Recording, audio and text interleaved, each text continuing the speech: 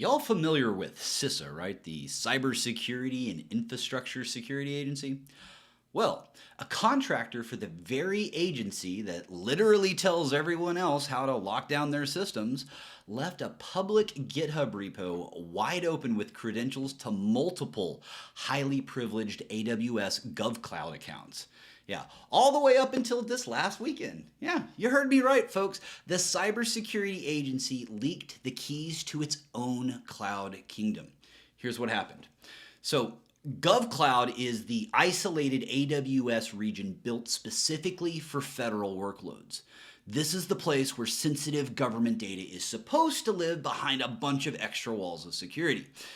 Anyways, a admin level contractor pushed a repo to public GitHub that contained access keys, configuration files, and internal documentation showing how CISA builds, tests, and ships its software.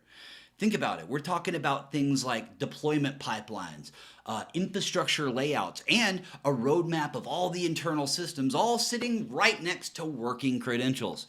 You know, just the sort of stuff threat actors would love to put to good use, right?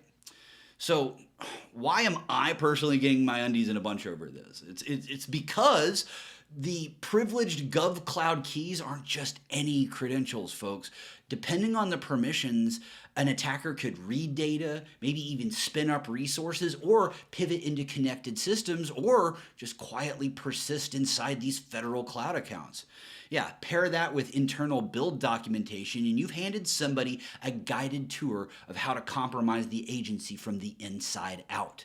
Yeah, security researchers that have reviewed this archive have called this, quote, one of the worst government leaks in recent memory. And it's not because of the volume. It's really because of what those files can enable, okay?